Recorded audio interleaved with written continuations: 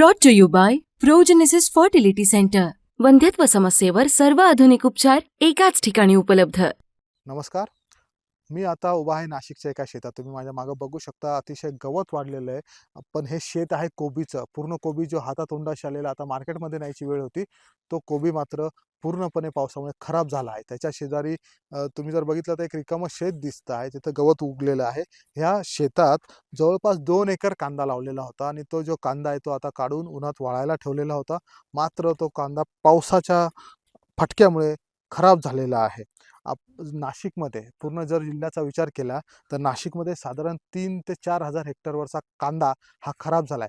त्या व्यतिरिक्त एकूण जे मार्च, एप्रिल, मे ह्या महिन्यात जे काही कांद्याचं उत्पादन येतं त्याच्यापैकी 10% कांदा हा पावसाने खराब झालेला आहे.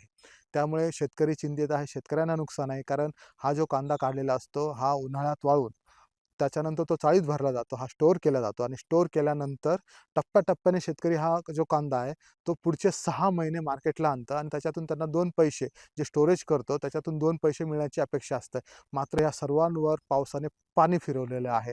आपण आता जे जे शेतकरी आहेत मंडलिक म्हणून त्यांच्या शेतात आहे. आपण बघू शकतो त्यांनी हा कांदा जो आहे जो शेतातून काढून वाळायला ठेवला होता. साधारण काही दिवस वाळल्यानंतर एक चांगली साल पकडल्यानंतर हा कांदा चाळीत जातो. मात्र पावसाने पूर्णपणे हा कांदा सडवला आहे. आता हा कांदा कोणी फुकट म्हणून सुद्धा घेणार नाही अशी अवस्था आहे. आणि याच्यातलं सर्वात मोठं दुर्दैव असं आहे की अजूनही इथं पंचनामे झालेले नाही आहेत.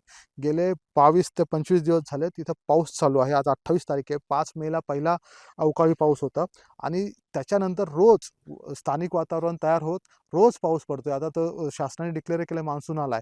पण ह्या पावसाने शेतकऱ्यालाही अंदाज नाही आला, कोणालाही अंदाज देता नाही आला आणि त्याच्यामुळे मोठं नुकसान हे शेतकऱ्याचं झालंय. आपण जाणून घेऊया, जे शेतकरी आपल्याबरोबर आहेत त्यांनाच विचारूया, काका पावसाचा अंदाज नाही आला का? नाही, पावसाचा अंदाज नाही आला नाही. वातावरण होतं पण अंदाज आला नाही आणि एवढा पाणी होईन एवढपर्यंत आम्हाला शंकाच नव्हती.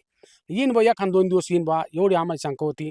परंतु एवढा पाणी 20-25 दिवस एवढा पाणी पडला, तर काहीच करायला हालचाल करायला काही जागा नाही राहिली नाही, काही नाही. एवढा मोठा खर्च, बी भरणं, मजुरी, कांदा काढणं, तो वावराच्या बाहेर काढणं, त्याच्यावर कागद आणून टाकणं, ते सगळं एवढा खर्च सगळा वाया गेलेला आहे. वाऱ्या वादळानं कागद उडून गेले, सगळा कांदा ओला झालेला आहे. 2 एकरवरती माझा कांदा होता, संपूर्ण वाहून गेलेला आहे. काका साधारण किती खर्च आला आणि किती नुकसान झालंय? साधारणतः एकरी आम्हाला 60,000 ते 70,000 रुपये एकरी खर्च राहतो. पहिल्यापासून तो शेवटपर्यंत एकरी 60,000-70,000 रुपये खर्च आहे. 2 एकरचा साधारणतः 1,40,000 रुपये आम्ही खर्च त्याचावाला धरला आम्ही.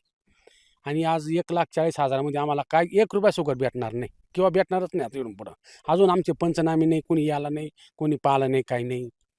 पण हा कांदा शेतातून काढला गेला असल्यामुळे तुम्हाला वाटतं मदत भेटेल काही? मदतीची गंज इच्छा आहे, अपेक्षा आहे, यावा, पाहावा, पंचनामा करावा अपेक्षा आहे. पण कोणी येत नाही आतापर्यंत.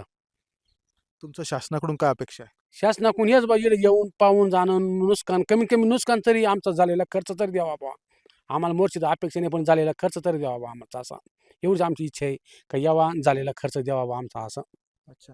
हे शेतकऱ्यांचं म्हणणं आहे, की कमीत कमी आमचा जो खर्च झाला आहे, जे भांडवल आहे, ते तरी आम्हाला द्यावं. तो खर्च आम्हाला दिला तरी आम्हाला एक मोठी मदत होईल.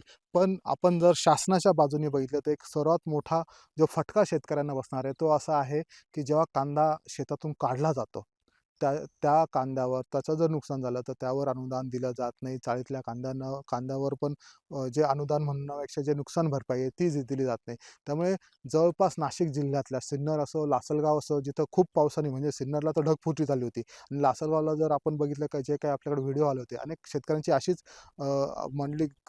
जे शेतकरी आहेत त्यांची ज्या कांद्याची अवस्था आली अशीच येवल्यात आणि चांदवडमध्ये, लासलगावमध्ये जे कांद्याचे पट्टे तिथे अशीच अवस्था आहे. आणि त्या शेतकऱ्यांचा एकच प्रश्न आहे, की जरी पंचनामा झाला तर नुकसान भरपाई भेटेल का? शासकीय अधिकाऱ्यांशी आम्ही जेव्हा बोललो त्यांनी कॅमेरासमोर बोलायला असमर्थता दर्शवली. कारण पॉलिसी डिसिजन आहे, पण पॉलिसीनुसार जे काही नियम आहे त्यानुसार शेतातून बाहेर आलेल्या कांद्यावर नुकसान भरपाई भेटत नाही. त्यामुळे शेतकऱ्याला हा डबल मार आहे. एक तर एप्रिलमध्ये खूप ऊन होतं. कधी नव्हे ते 40 डिग्रीपर्यंत नाशिकचं तापमान गेलं होतं, जे कधी 32-33च्या पुढं जात नाही, ते 40 डिग्रीला गेलं होतं.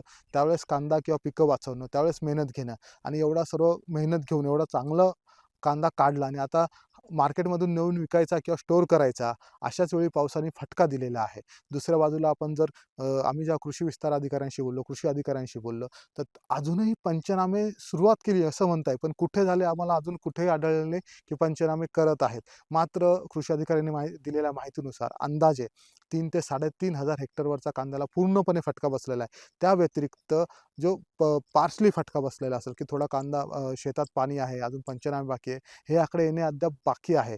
मात्र यावर कृषी मंत्र्यांशी बोलण्याचा प्रयत्न केला, की ते म्हणे पंचनामे चालू आहे. पण जेव्हा पंचनामे पूर्ण होतील, पूर्ण प्रोसेस पूर्ण होईल, त्यावेळेस आम्ही अंदाज देऊ की काय. पण आम्ही शेतकऱ्यांना मदत करणार असा जरी ते दिलासा देत असले, तरीही ग्राउंड रिॲलिटी हे सांगते, की मागच्या वेळेसच्या जे पावसाच्या फटक्यामुळे जे काही कांद्याचं नुकसान झालं होतं, त्याची एकही रुपया नुकसान भरपाई ही शेतकऱ्यांना मिळालेली नाही, असं शेतकरी सांगताय. कागदोपत्री काय असेल ते शेतकऱ्यांना माहीत नाही, पण त्यांच्यापर्यंत एकही रुपया आलेला नाही. त्यामुळे परत एकदा कांद्याने शेतकऱ्याला रडवलेलं आहे आणि भविष्यात म्हणजे जवळपास एकूण प्रोडक्शनच्या 10% कांदा हा खराब झालेला आहे आणि याचा फटका ऑगस्ट, सप्टेंबरमध्ये जेव्हा कांदा मार्केटमध्ये नसतो, हा स्टोरेज कांदा जेव्हा मार्केटमध्ये येतो, तेच भारतभरातले जे काही आपले ग्राहक आहेत, जे काही आपले नागरिक आहेत, ते हा कांदा खात असतात. मात्र त्यावेळेस जर कांदा टंचाई ह्या पावसामुळे झालेली असेल, तर त्यावेळेस नक्कीच ग्राहकांनाही हा कांदा रडवेल हे नक्की. प्रवीण ठाकरे, मुंबई तक.